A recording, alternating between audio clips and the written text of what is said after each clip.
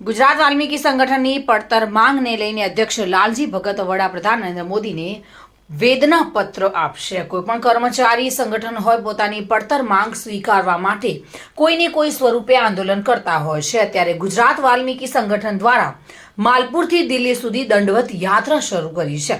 ગુજરાત વાલ્મીકી સંગઠન દ્વારા છેલ્લા કેટલાય સમયથી સફાઈ કામદારો અને અન્ય કર્મચારીઓને કાયમી કરવાની માંગને લઈને આવેદનપત્ર, ધરણા પ્રદર્શન જેવા આંદોલનો ચલાવી રહ્યું છે। પરંતુ વાલ્મીકી સંગઠનની માંગને લઈને આજથી સંગઠનના અધ્યક્ષ લાલજી ભગત દ્વારા માલપુરથી દિલ્હી સુધી દંડવત યાત્રા શરૂ કરાઈ છે। 1 વર્ષ ચાલનારી આ દંડવત યાત્રા કરીને વાલ્મીકી સમાજની વિવિધ માંગણીઓને લાગતું વેદનાપત્ર દેશના વડાપ્રધાન નરેન્દ્ર મોદીને આપશે। ગુજરાત રાજ્યમાંથી અલગ અલગ સંગઠનના અગ્રણીઓ પણ મોટી સંખ્યામાં દંડવત યાત્રામાં જોડાયા હતા અને આ અંગે દંડવત યાત્રા કરી રહેલા વર્ષોથી સરકારી કચેરીઓમાં કામ કરતા સફાઈ કામદારોને એજન્સીઓ દ્વારા અન્યાય કરવામાં આવ્યો છે। તે વેદના લઈને 1 વર્ષ સુધી આ દંડવત યાત્રા કરીને વડાપ્રધાન નરેન્દ્ર મોદીને વેદનાપત્ર આપવામાં આવશે।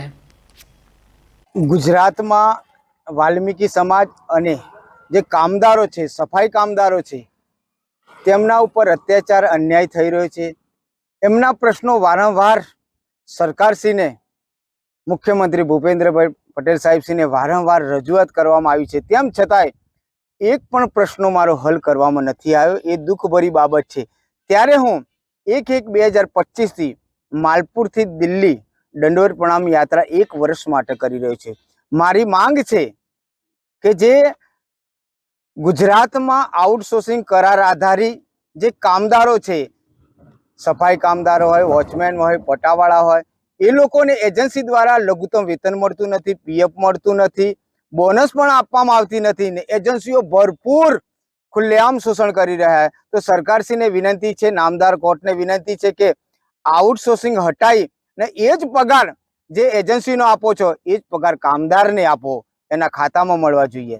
બીજી માંગ છે કે 78 વર્ષ થયા તેમ છતાંય અછી પછાત વાલ્મીકી સમાજને અનામતનો પણ લાભ નથી મળ્યો।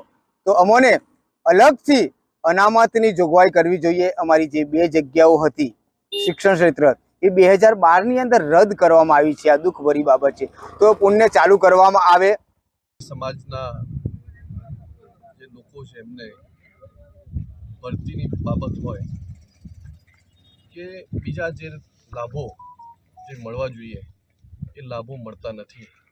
એ લાભો અપાવવા માટે લાલજીભાઈ દંડવત પ્રણામ કરી અને માલપુરથી જ્યારે દિલ્હી પ્રધાનમંત્રીને આવેદનપત્ર આપવા જઈ રહ્યા છે ત્યારે કોંગ્રેસ અરવલ્લી જિલ્લા સમિતિ દ્વારા અમે સૌ પ્રમુખશ્રી, સેવાદળના ચેરમેન રેવાભાઈ, પૂર્વ ચેરમેન ડૉક્ટર ચિરાગભાઈ બધા સાથે મળી અને એમની મુલાકાત કરી છે।